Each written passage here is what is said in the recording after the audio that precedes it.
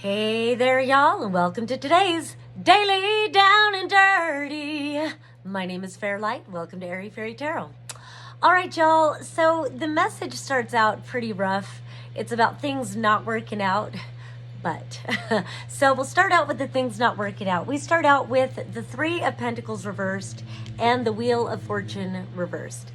So yeah, not a great start. Normally I look at the Three of Pentacles as like my starving artist card. It's like really committing to your soul's, callings, committing to your purpose, committing to your destiny. And so when it's reversed like this, it can mean one of two things. Either you're just not doing the work that your soul is calling you towards, you're not passionate about the work you're doing, or it can mean that you are this starving artist, and it can be whatever it is. You could be a business owner, you could be whatever it is, you could be going after your passion and things just aren't working out. And so it's right on the heels of it. There's been readings like this lately where it's like it all feels futile, and whatever collective I'm talking to, like I do feel you. I do like to say with the Wheel of Fortune, what goes down must come up, what goes up must come down, right? So the wheel is always turning. And so there is an ebb and flow. I just want to give encouragement, like don't give up. But this is where you're feeling. Either you're not doing fulfilling, life's work, or you're trying to do it and it's feeling like, what am I doing it for? It's not working. So, and then over here, we have the Chariot reversed with the Strength card. And then over on this side, we've also got the Nine of Cups reversed, which, right? This is happiness, wish fulfillment reversed. This is unhappiness, not getting what you want. And, with the Chariot reversed, it just kind of feels like a loss of direction. Chariot upright, again, it's answering that destiny's call, really moving towards that which you're aligned to. So yeah, it just feels like a loss of direction. It just like not having a clear vision or something like that. I do appreciate that this Strength card, which in this deck they call Fortitude. I don't pull out this fairy deck very often, but I'm doing the video at home today. So I love this deck though. I love that they call it Fortitude. And in light of the rest of this reading, like even though you've lost direction and maybe you're feeling kind of futile and unhappy, you're still hanging in there. The Strength card is upright. You do have fortitude. So don't give up. And what's beautiful is that, I shuffled like 13 times. That's how many times I heard. And then these cards all came out. And then I felt compelled to start shuffling again. And then here's where the but comes in. I will say the 4 more cards came out in the middle, and also want to point out that the Wheel of Fortune, the Fortitude or Strength card, and the Chariot are all major arcanas. And you know how I feel when it's major arcana, you're at a major destiny point. You're at a choice point, or in light of it being the Wheel of Fortune, you are at a turning point. And I love that this coincides with Pluto stationing retrograde yesterday. So, I feel like things are about to shift. And so I do want to say above these 2 cards, the Three of Pentacles and Wheel of Fortune, you've got the Magician with the Fool. And really it was the Fool first and then the Magician, which is sequential. The 0, which is the brand new beginning, and then the 1, which is really getting clarity about the direction you want to go in. And really, I think it's like witnessing your ability to manifest. So these are in the middle. But what's on either side of these, and I feel like this is where the guidance really comes in, that you will shift the energy when you prioritize self-care.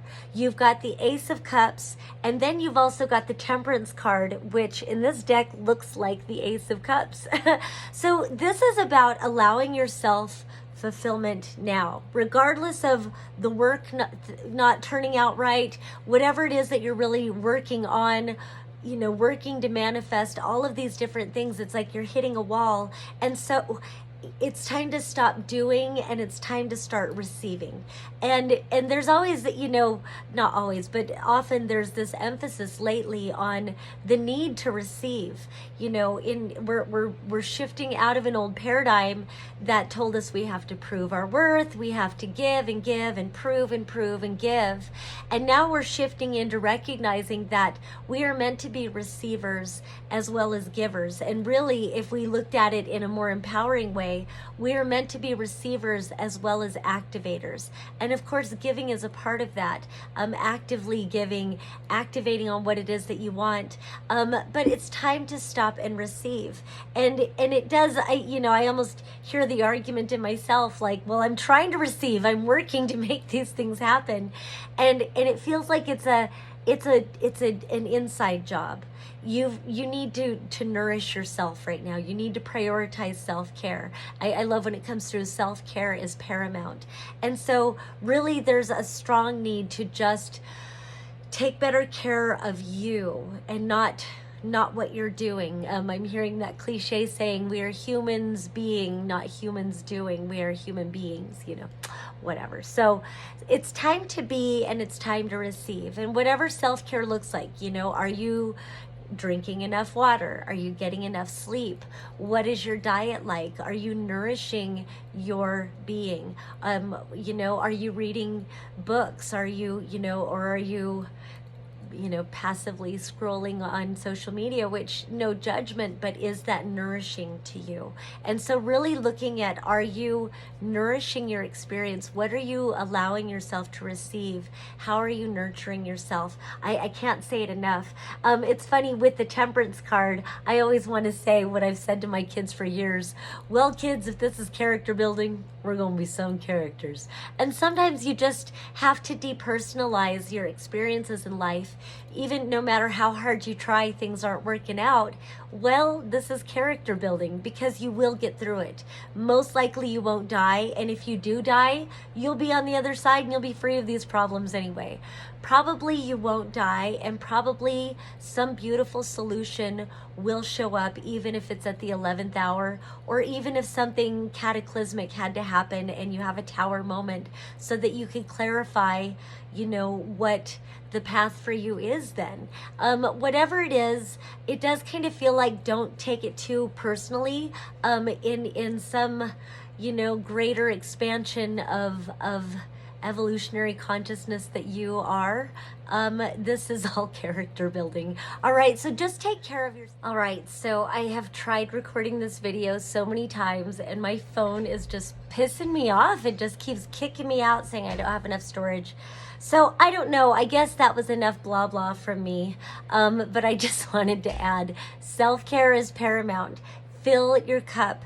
And if you need to plug up some drains, tell some people no, or whatever. And really that could be it. You could be dissipating your energy in so many different directions.